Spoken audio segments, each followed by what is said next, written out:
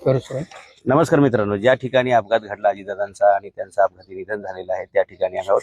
ज्या ठिकाणी विमान क्रॅश झालं, विमान पडलं, त्यापासून हार्डली 100 फुटावरती ज्यांचं घर आहे ते माझ्यासोबत आहेत. तुमचं नाव काय आणि सकाळी कसं घडलं काय?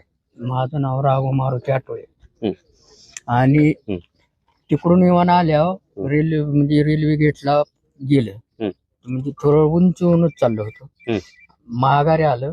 माघारी आल्यावर त्या गावाला येडा घालून तिथे येऊन धडकलं.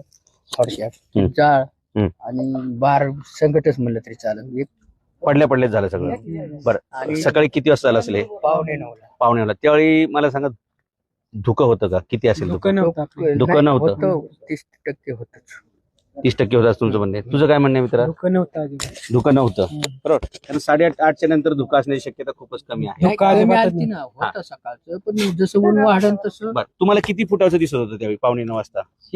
गुरं वगैरे तुमची दिसत होती का? गुरं वगैरे लांबची दिसत होती का? मग गुरं दिसतील तर धावपट्टी दिसायला किती वेळ लागेल? तुला काय वाटतं? नाही, दिसत होतं चांगलं. स्पष्ट दिसत होतं. स्पष्ट दिसत होतं. हा, म्हणजे तरुण पिढीच्या पोरांना जरा डोळ्यांनी चांगलं दिसतंय बरं का?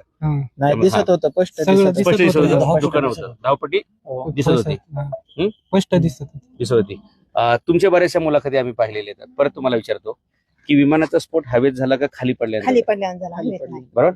खाली टच तुम्हाला झालं काय नाही. वाटतंय? पहिल्याच प्रयत्नात विमान खाली पडलं का 1-2 वेळा घिरट्या घातल्या आणि मग ते पडलं?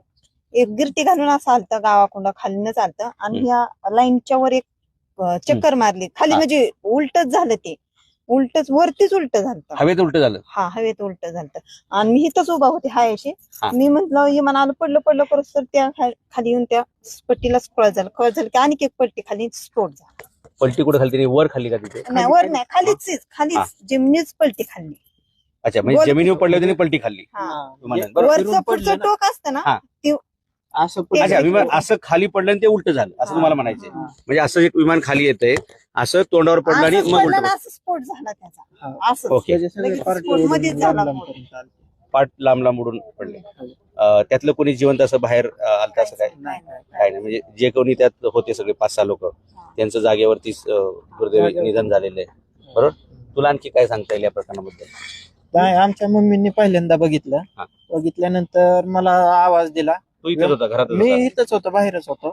बाहेर दिसल्यानंतर आम्ही वडील आणि मी सगळ्यात पुढे गेलो. वडील मागणं आले.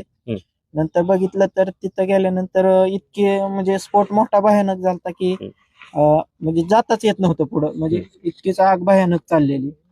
भयानक चालल्यामुळे ते पुढे जातच येईना. परत मोठा स्फोट होऊन परत एकदा दुसऱ्यांदा स्फोट झाला. म्हणजे हा